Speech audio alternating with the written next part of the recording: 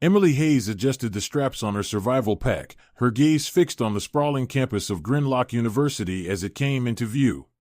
The shuttle's hull vibrated faintly, the descent jets firing in short bursts to stabilize their approach. Through the observation panel, the university looked nothing like the sleek, orderly campuses of Earth. Instead, it sprawled like a surreal city, a mosaic of architectural styles from across the galaxy. Towering spires of crystalline material sparkled in the alien sun, strange translucent bridges spanned pools of glowing liquid, and clusters of circular habitats floated above the surface, anchored by some invisible force. "This is home now," Emily whispered to herself, clutching her pack a little tighter. She was one of only a handful of humans accepted into Grinlock's newest engineering cohort. The thought both thrilled and terrified her. Back on Earth, she had been the star student, a prodigy in mechanical design who could jury-rig a fusion generator out of spare parts. Here, she was a beginner again, an outsider in a place where the rules of physics were sometimes optional and the professors might speak in frequencies human ears couldn't detect.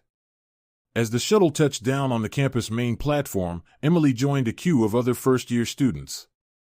The diversity of species was dizzying, towering insectoid forms with crystalline limbs, fur-covered beings that looked like walking carpets, a shimmering cloud of nanobots that emitted faint melodies as it hovered. Emily caught a few curious glances.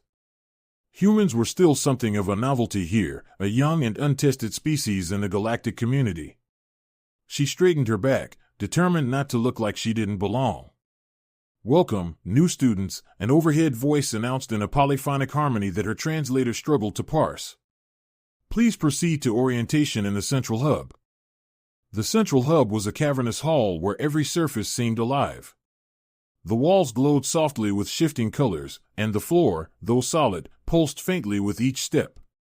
Rows of display panels hovered midair, flashing messages in countless languages. Emily found a human-friendly terminal and tapped her identification chip to it. A brief surge of light scanned her face, and then her assigned schedule and dorm location appeared. "Your first lecture will be the Survival Design Practicum," the system chimed, the synthesized voice somehow managing to sound both helpful and intimidating. "Instructor, Professor Quinn Arlotique." Emily frowned. She had skimmed the course descriptions before arriving, but she hadn't focused on the details. "A survival course?" She was here to study engineering, not play space explorer. As she scrolled through the description, her unease grew. The class involved simulated environments on hostile moons, scavenging alien materials, and building life-sustaining structures from scratch. It was less about textbook engineering and more about real-world ingenuity under pressure. Her heart sank. She was an engineer, not an adventurer. Her skills came from careful planning, meticulous design, and calculated execution, not improvising under alien skies. Still, she told herself she could handle it. After all, she'd spent years fixing impossible problems on Earth, working with materials that were often worse than junk. This would just be the same thing on a larger scale. She hoped. By the time she reached her assigned dorm, the sun was setting, if you could call it a sunset. The distant star glowed through the gaseous atmosphere, painting the sky in a mesmerizing swirl of purples and golds. The building itself was modest by Grinlock standards, a crystalline structure that refracted the light into soft rainbows, giving the small common room an otherworldly glow. Inside, a group of students sat around a table, their forms as varied as the landscapes outside. Emily nodded politely and found her room, eager for a moment alone to gather her thoughts. As she lay on her unfamiliar bed, her mind churned. Survival design? Alien junk? Emily sighed and stared at the ceiling, which displayed a gently shifting star map of the local galaxy. She was out of her depth, farther from home and the familiar than she'd ever imagined. But she also knew that this was a rare chance, one few humans would ever have. She had fought hard to get here. She would just have to prove she deserved to stay. The first challenge of the survival design practicum began abruptly. A shimmering portal formed in the classroom, and Professor Quinn Arlotique, his luminous appendages flickering with purpose, floated in. Without preamble, he gestured toward a line of crates stacked near the wall, each one scuffed and battered as if salvaged from a long-abandoned outpost. "Your task is simple," Quinn announced, his voice an almost musical hum that the translators rendered into clipped, formal galactic standard. "Construct a shelter that will keep you warm, protected, and functional on Sithar Six's Arctic moon. You will use only the materials provided and the tools you brought. Time begins, now." Before Emily had fully processed the instructions, she and the other students were herded into a transport module and whisked away to Sithar Six's orbital station. The journey was short, and soon Emily was standing in the airlock, watching as her crate of materials was unceremoniously dropped at her feet. When the outer hatch opened, she stepped into a wasteland of ice and snow, the thin atmosphere making her lungs ache until her survival mask kicked in. The moon's landscape was desolate, endless fields of glistening frost punctuated by jagged ice formations, all illuminated by the faint light of the distant star. Emily dragged her crate to a rocky outcrop that offered some protection from the biting wind. Around her, she could see her classmates spreading out, their alien forms already busy examining their own crates. Some moved with fluid precision, their many limbs unfolding tools she'd never seen before. Others emitted strange pulses and signals, no doubt communicating with embedded devices or companions. She felt a pang of doubt. What chance did she, a lone human with a toolbox from Earth, have against these beings who seemed born for the task? Still, she had to try. Emily knelt by the crate, prying it open with a crowbar. Inside, she found an eclectic assortment of alien debris, a mangled heat exchanger, 3 sheets of lightweight but brittle alloy, a tangle of something that resembled copper tubing but shimmered in the light, and a fist-sized orb that pulsed faintly with energy. There was also a bundle of what appeared to be fibrous insulation, though it gave off a faintly unpleasant smell. Her training kicked in. First, she sorted the materials into rough categories: structural, thermal, and energy-producing. The heat exchanger was dented, but Emily quickly realized it still held a charge in its thermal coils enough, perhaps, to maintain a stable temperature. The alloy sheets, though fragile, could be overlapped and reinforced to create a rigid frame. The fibrous material was puzzling. When she held it, it tingled faintly, and she realized it might generate static electricity. She'd have to test that. As she worked, she overheard snippets of alien dialogue, their translators converting clicks and warbles into coherent words. The Surfid team was discussing water density and thermal absorption. The Luentian xenobotanist had apparently coaxed some kind of bioluminescent fungi from her crate, and the glowing strands were already sprouting into a dome-like structure. Emily suppressed a pang of envy and focused on her own pile of parts. Hours passed as she cut, bent, and bolted the alloy panels into a rough framework. It was far from pretty, uneven and jagged in places, but it stood firm against the icy wind. Next, she experimented with the heat exchanger. After fiddling with the orb-like energy source, she managed to hook it up to the exchanger's input port. When she flipped the makeshift switch she'd cobbled together, the exchanger hummed faintly. Warmth spread through her gloved fingers as the coils heated up. The fibrous material was her final puzzle. Every attempt to sew it into a proper insulation layer ended in frustration. It refused to be cut with her standard tools, and it wriggled out of any attempt to weave it. Finally, after experimenting with the static charge it produced, Emily had an idea. She folded the fibers into a loose mat and tucked it between the alloy layers. The resulting static field provided an unexpected bonus. It reduced heat loss by forming an electromagnetic barrier that deflected the moon's icy winds. When the storm simulation began, artificial clouds rolling in from the horizon, winds picking up speed, Emily huddled inside her rough shelter. The cabin glowed faintly from the activated heat exchanger. The alloy walls vibrated slightly as the wind howled outside, but they held firm. She wrapped herself in a thermal blanket, watching her breath no longer form crystals in the air. For the first time since arriving at Grinlock, she allowed herself a small, satisfied smile. It wasn't a palace, and it wouldn't win any beauty contests. But it worked. The storm had barely subsided when the professor arrived. Quinn Arlotique was not the kind of instructor who wasted time with pleasantries. He hovered toward Emily's shelter, his form gliding over the frost-coated ground without leaving a mark. His translucent limbs shimmered with soft blue and white pulses, signs, Emily had learned, of curiosity and calculation. Emily stepped out of her makeshift cabin into the crisp air, feeling the bite of cold on her skin despite the thick survival suit. She stood at attention, waiting as Quinn examined her creation. The professor's gaze passed over the jagged alloy walls, lingered on the warped seams, and finally fixed on the faint orange glow of the heat exchanger. Functional, though crude, Quinn hummed, his voice resonating in overlapping frequencies that her translator struggled to keep up with. Your shelter withstood the storm. It retained heat. Your solution was not elegant, but it was sufficient. Interesting. Emily nodded, unsure whether that was a compliment. Thank you, Professor. I did my best with what I had. Quinn clicked softly, a sound she had learned signified mild amusement. Your approach is emblematic of your species. Earthlings have a remarkable tendency to transform chaos into order, albeit a rough and unpolished order.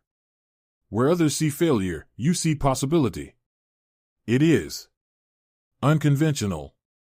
He paused, his glowing form flickering in what might have been thoughtfulness.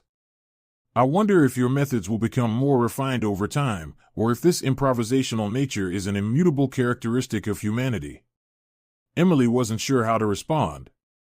She felt the weight of his words not just about her work, but about her species. It was a strange mix of praise and critique, and she wasn't entirely sure where she stood. Her classmates, many of them still huddled around their own shelters, watched with their own alien expressions, some unreadable, others openly curious. I'll continue to refine my techniques, she said finally, her voice steady. I can learn to make it more elegant, as you said. But I don't think I'll lose the creativity that brought me here. Quinn inclined his head, or the Valerian equivalent of it. An acceptable answer. I will be curious to see if your future projects balance, function, and form more gracefully. For now, you have passed this exercise. With a final pulse of light, he turned away and floated toward the next student's shelter. As soon as the professor was out of earshot, Emily exhaled a long breath, realizing just how tense she'd been.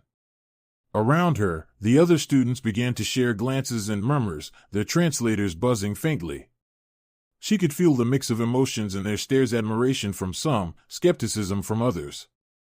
The Surfeit team exchanged rapid clicks and gurgles, their eye stalks swiveling in her direction, while the Loentian xenobotanist let out a melodic hum that might have been approval or disdain. Emily wasn't sure how to interpret any of it.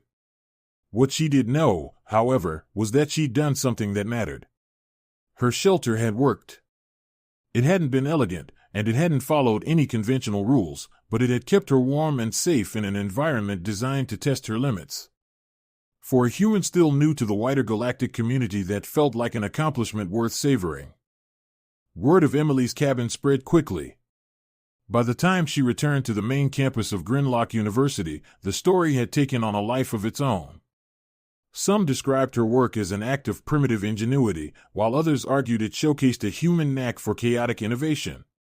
A few of her classmates started calling her the Junk Queen, a nickname that was equal parts teasing and respect. For Emily, the attention was both gratifying and unsettling. She'd come to Grinlock to learn, not to become a case study in humanity's peculiar engineering instincts. Still, she couldn't deny the opportunity it brought. A group of alien researchers from the Materials Adaptation Lab reached out to her, curious about her methods. They invited her to their crystalline tower to discuss her thought process and to examine the remnants of her shelter. The lab's lead researcher, a lithoid being named Dr. Alvectal, spoke through a translator device embedded in a shimmering orb on his chest. Your use of the heat exchanger was unorthodox. It should not have functioned under those conditions, yet you coaxed performance out of it. We'd like to study your modifications and possibly integrate similar approaches into adaptive shelters for extreme environments. Emily was startled. I thought it was barely holding together, she admitted. I just used what I had. Exactly, Alvec said. It's what you had that makes it interesting. You were not bound by conventional thinking. That's valuable. With that endorsement, Emily found herself drawn into a whirlwind of new projects. She was invited to collaborate on designs for modular shelters that could be dropped into disaster zones, using materials scavenged from nearby debris fields. She attended interspecies seminars on resilience engineering, where she was encouraged to share her experiences and ideas. The small cabin she'd built became the blueprint for a new generation of emergency habitats, compact, energy efficient, and crafted from the unlikeliest of materials. At the same time, however, there was pushback. Some students and faculty viewed her methods as reckless. "There's a reason most engineers don't work with trash," one surfeit student said during a class discussion. "It's not reliable, and it sets a bad precedent. We shouldn't encourage shortcuts." Emily bristled. "It wasn't a shortcut," she replied. "It was a solution. When you're freezing on a moon with no resources, you don't have the luxury of perfect materials. You work with what you have." Quinn Arlo-Teague, who had been quietly observing the exchange, finally spoke. "The human raises a valid point," he said, his voice carrying the weight of authority. "Survival often demands pragmatism over perfection. However, refinement must follow improvisation. Functionality is only the beginning, elegance is the goal. If Earthlings can master both, they will be truly formidable." Emily took that comment to heart. Over the next months, she worked tirelessly to refine her designs. She collaborated with experts in alien materials science, learning how to integrate bioluminescent components that could store and emit heat, and tested alloys that adapted to environmental shifts. The structures she built became more polished, more efficient, but she never lost the spark that had made her initial cabin stand out. Her projects continued to reflect her roots, solving problems under pressure, making the most out of limited resources, and embracing unconventional ideas. The culmination of her work came at the Intergalactic Engineering Congress, held on a massive, ringed station that orbited a gas giant. Engineers, inventors, and researchers from 100 worlds gathered to showcase their latest breakthroughs. Emily's presentation, titled "From Chaos to Comfort: Transforming Scrap into Sustainable Shelter," drew a crowd. She demonstrated how her early experiments had led to adaptable housing units now in use on 3 different planets. Her designs weren't just about survival anymore, they were about thriving in the face of adversity. When she finished speaking, the applause was genuine and loud. Quinn Arlo-Teague was in the audience, his luminous form pulsing with a pattern she now recognized as approval. It was a long journey from the icy moon of Sithar 6 to this moment, but Emily had proven something important. Humans could not only survive in the galaxy's harshest environments, they could innovate, adapt, and bring something new to the table. In the end, she wasn't just a human among aliens anymore. She was an engineer in a galaxy full of challenges, and she'd shown that even the simplest, scrappiest beginnings could lead to something remarkable.